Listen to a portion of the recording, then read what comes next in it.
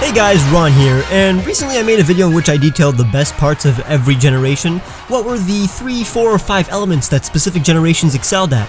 Well, watch that video to find out. But now we're doing the opposite.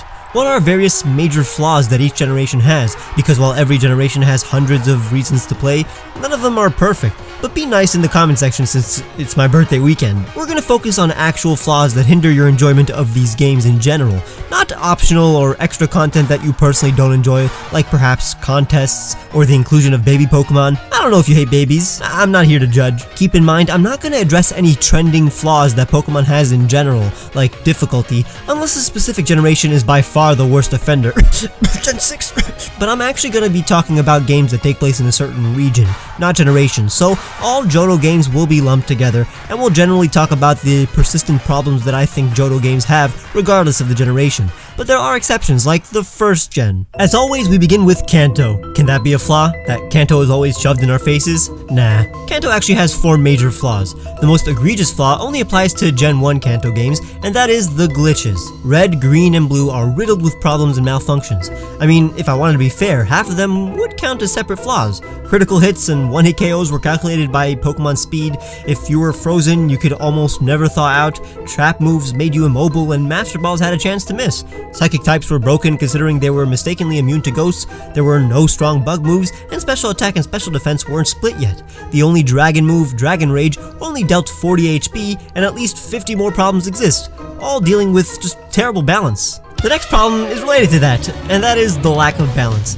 Stats as we know it today weren't refined, there weren't enough powerful, super effective moves, psychic types dominated everything, and so many strong Pokemon had few counters. There were too many poison types, and types that were supposed to be powerful only had one family each. Even in the remakes, you can't evolve Pokemon into their more powerful or balanced forms unless you beat the game, or in Let's Go's case, you can't evolve Pokemon like Onix at all. So a lot of the means of balance introduced in later games are purposely held back in Kanto remakes. Third is the personal gripe that hinders my Kanto experience, and that is how bland and bare bones the region is. To me, it just seems like the region of Kanto is clearly the most dull and unexciting one.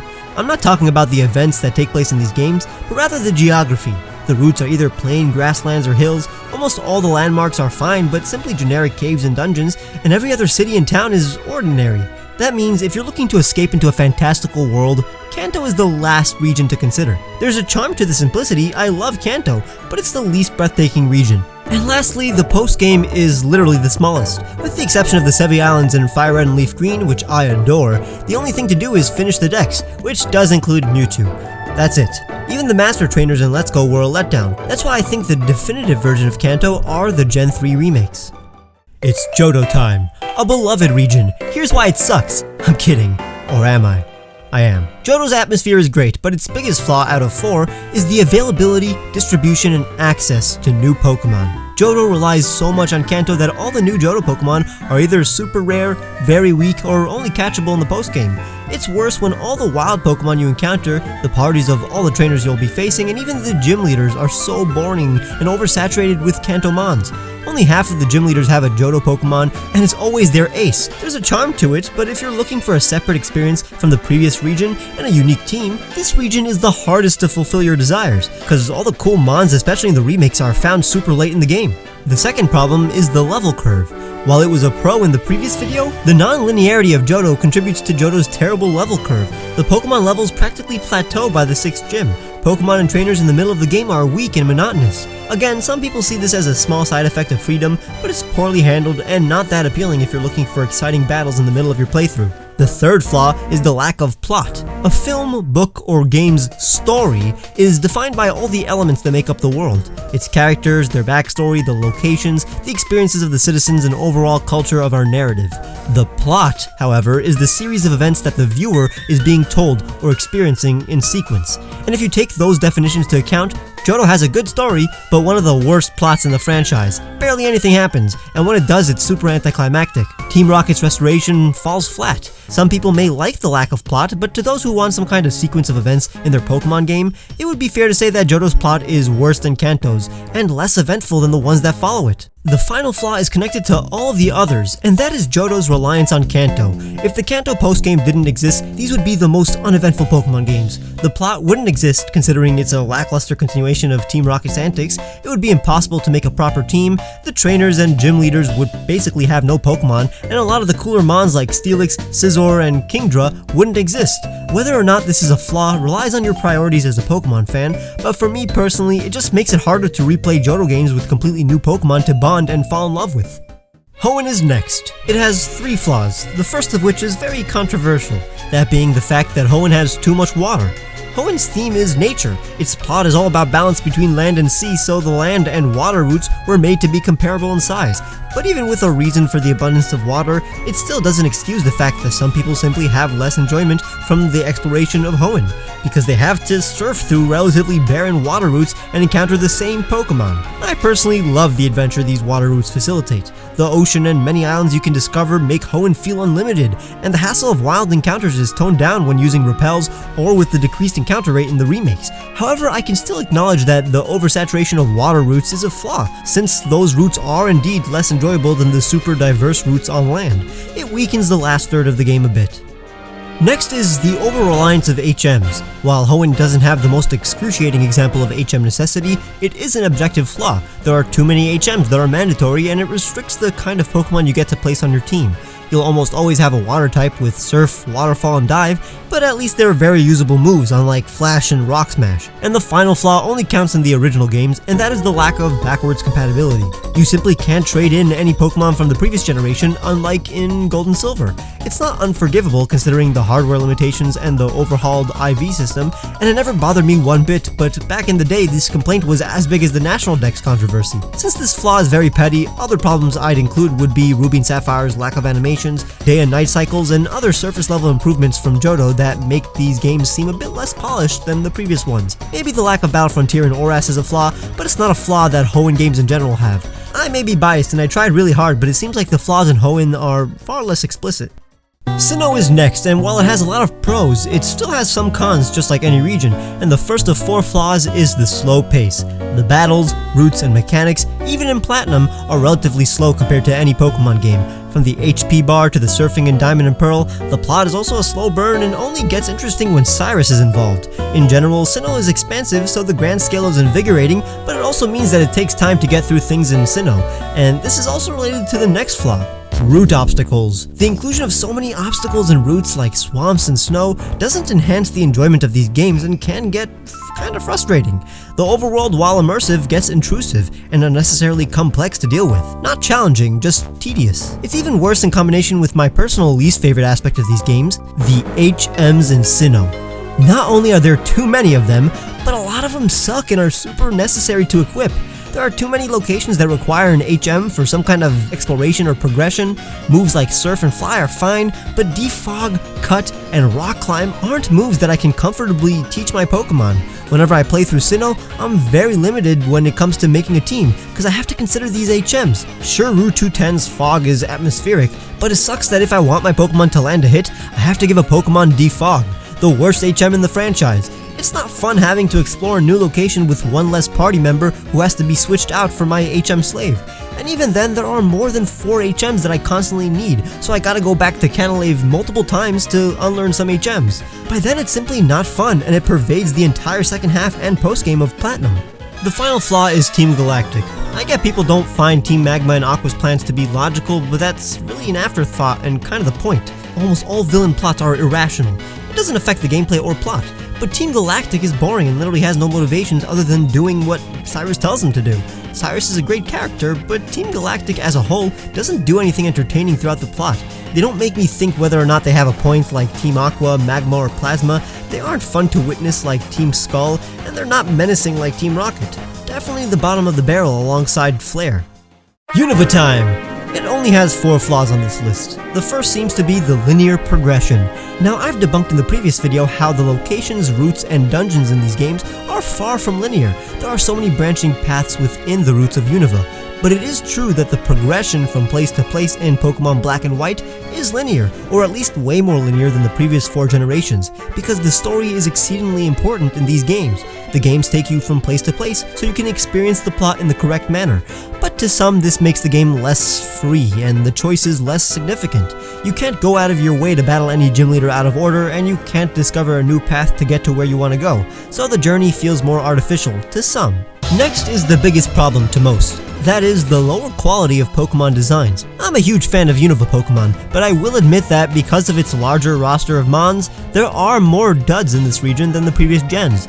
It personally doesn't affect my enjoyment, but I can easily see how less Pokemon to enjoy means that a lot of people couldn't easily make a team that they bonded with, especially since Black and White are the only games where you can only unlock Pokemon from previous games in the post-game. To some, this is a great thing. Just like in Gen 1, we're experiencing a whole new world without any familiar faces, but this only works if you like Gen 5 Pokemon like I do, and if you don't, Black and White feel a little bit alien. The third problem is relatively minor, and that is the high evolution levels that many Pokemon have. Since this game's story continues into the post-game, I understand the move, but the awfully high evolution levels of many popular Gen 5 Pokemon are a little too obnoxious. Nobody gets cool Pokemon like Bisharp, Braviary, and Hydreigon because they don't want to use unevolved Pokemon throughout the main game, and because of that, it makes the Pokemon in this region seem even more lackluster. Couple that with spontaneously high levels in the post-game, and you get a game that has a weird level jump. But keep in mind that Black and White 2 fixed all three of the problems we've stated, so does that mean the sequels have no flaws?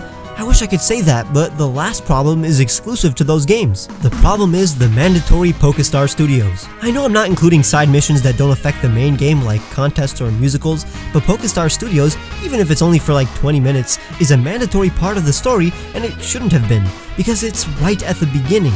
It muddies your perception of the plot and makes it feel less grand, especially since its mechanics are so different from the main part of the game. The reason I put it here is because every other part of this game is so well done, that this being the only subpar aspect of these games, as well as a sequel, makes it hard to 100% recommend. I know it's ridiculous, especially if you enjoy Pokestar Studios, but I've heard so many people say that they are turned off of the beginning of these games because of this feature, and it sucks that such a minor part of this game sticks in the minds of people whenever they think about what may be my favorite Pokemon game. Whenever something is a 10 out of 10, you end up hating the one thing that brings it down to a 9.5 out of 10, no matter how minor it is. Kalos has 4.5 flaws, and they do envelop the entire game in general. The first is the bad plot. Now, the lore, AZ, and even Lysander are great, but the execution of the story, which is the plot, therefore the sequence of events, anything to do with Team Flare, and even the progression from gym to gym, is not handled well. It's kind of the opposite of Gen 5, and this is exacerbated by the second flaw, the bad characters. Again, some of them are great, like Sycamore and Wolfrick's cool, and even the ones that weren't done well had potential, but the rivals are so lackluster, boring, and annoying, and most of the gym leaders' personalities and ambitions are relatively dull, especially compared to the gym leaders in the previous generation who were a big part of the plot, but the gym leaders would have been fine if the next flaw didn't exist. And that is the easiness of these games. The EXP share isn't mandatory, so if you turn it off, you will have more fun, but in general, the game is very simple. The problem is perfectly exemplified by the insignificant gym leader teams. Look at the 8th gym leader's party. 3 Pokemon, and you'll be overleveled the whole time and can Mega Evolve. The Elite 4 members have 4 Pokemon, by the way. It's such an obviously bad move. The final flaw is that there is a major lack of closure. Because there is no third version, X and Y is incomplete. Zygarde's story was moved to Gen 7, we don't know where some of the trains go to, who the Ghost Girl is, and a bunch of other answers to questions we had. And it especially hurts because Gen 6 did a good job of expanding the lore, which made us ask these deep questions. It seems like things were leading up to something epic, but they didn't. Third versions also add some kind of battle facility other than the generic battle tower, but because of this problem, Kalos has, in my opinion, a bad postgame. Keep in mind, Looker's mission is better compared to the postgame of Ruby and Sapphire, for example, but Hoenn had Emerald. Emerald is sweet. Alola has 4 main problems, and to many there are problems within these problems. The biggest and most unanimous flaw is the overbearing hand-holding that Alola has. In Sun and Moon, you can't go anywhere without someone stopping you, or leading you, or healing you, or battling you, or you get it. People constantly complain about the amount of cutscenes these games had. Now, the story is one of the best in the franchise, and the actual cutscenes are very cinematic, but the amount of times you have this instead of this is intrusive, especially since the player's expressions are so limited. Fans think Sun and Moon are the Pokemon games with the least amount of freedom, so exploration isn't as liberating, especially without any intricate locations, and replaying these titles are especially harder. Maybe the hardest in the franchise because even though it was a fun ride, it's kind of patronizing to go through all the hand-holding again. The second flaw is the online. The Festival Plaza is just one big flaw. The PSS in Gen 6 made online accessibility, well, accessible. It was basically perfect. It's kind of the opposite in Gen 7. It's bad. We all know it. I'm not gonna drag it on. The third problem is the weird stats that a lot of Pokemon had. It helped make the Alolan Pokemon tropical, exotic, and fun to use, but a lot of times these extreme stats were frustrating. A lot of Pokemon are incredibly slow or vice versa, at least from my experience. Some abilities hinder but are still fun. The final problem is worse in Ultra Sun and Moon, and that is the Rotom Dex. It was a bit irksome in Sun and Moon, but in Ultra Sun and Moon it was very annoying. Its notifications were not the best, sure, but it was a bad decision to make it look so sad when you barely interact with it. The downgrade of Lusamine and Lily's story is frustrating in Ultra Sun and Moon too, but even though the plot is worse than the originals, it's still in the top half of Pokemon plots, so it's not a flaw on this list. Other than that, Ultra Sun and Moon's flaws weren't the game's entertainment value themselves, but Game Freak's decisions. And finally, Galar, the game I had an incredible time playing, but had some of the most glaring flaws in the entire franchise. There are 5 of them here, but the flaw that affected me the most was the lack of any real explorable routes, towns, or dungeons. Even Alola had some puzzles to solve, but while the Galar region is vast and vivid, the routes are relatively simple, the towns have tons of inaccessible areas, and there's virtually no dungeon in which you have to maneuver through in mainland Galar, akin to Mount Coronet, Twist Mountain, or Vast Pony Canyon, and many, many more. Every location is pretty straightforward. Thank God the DLCs are basically the opposite of this. They solve the problem and give me hope for the future. This all can be attributed to the second problem, the inconsistency in quality. There are locations and features in this game that are more polished and executed than those in other Pokemon games. Locations that are breathtaking, some character arcs that are completed, and boy are the characters amazingly designed. The Pokemon are fresh too, some high quality stuff in these games, but it only makes all the unpolished and unfinished aspects of these games more aggravating. Some of these are just jumping points and indicators of great things to come, like the wild area, which is fully realized in the DLC. The plot had some good parts, but wasn't skillfully assembled. There are animations that suck, even though a lot of others are great, and places with low resolution textures, even though other locations are beautiful. It's a very inconsistent game. The next problem is the permanent EXP share. It's not a problem if you know how to adapt to it, like I did by playing with more than 6 Pokemon on my team. It eliminates grinding and is a very well balanced mechanic, but the problem isn't the experience share, it's the fact that it's permanent. In the last generations, turning it off or on would heavily affect the difficulty and give players some type of control. In these games, control isn't an option. Next problem is the most famous, the handling of the National Dex. As a person who literally never transfers Pokemon from previous generations to the next, this problem didn't affect me whatsoever. The problem was Game Freak's handling of the situation. There were so many ways they could have dealt with the lack of National Dex in terms of public relations, especially since they began to bring back Pokemon through DLC like people hoped. And the final problem is the low draw distance. Draw distance is the maximum distance in which objects are rendered by the game engine. Because the draw distance in these games is so short, Pokemon and characters that are 10 feet away disappear, and this really ruins the immersion of these games. It's fine in the wild area, but in cities and towns, it makes these places look barren because there is nothing in the distance. Towns like Castelia and Lumiose seem way more lively on a more primitive handheld console, but I think there's hope in the future since Game Freak tends to play it safe in their first game on a console, while the next gen always pushes the limits in some kind of aspect. Just like you should push the like button if you enjoyed. Make sure to subscribe if you haven't, and check the description for the t-shirts I made for you guys, my Patreon, or click the join button to become a member and get awesome rewards like seeing my videos days early, or Pokemon icons near your comments, discount on merch, and more. Follow me on Twitter and Instagram, where I post my art, and I'll see you guys very soon.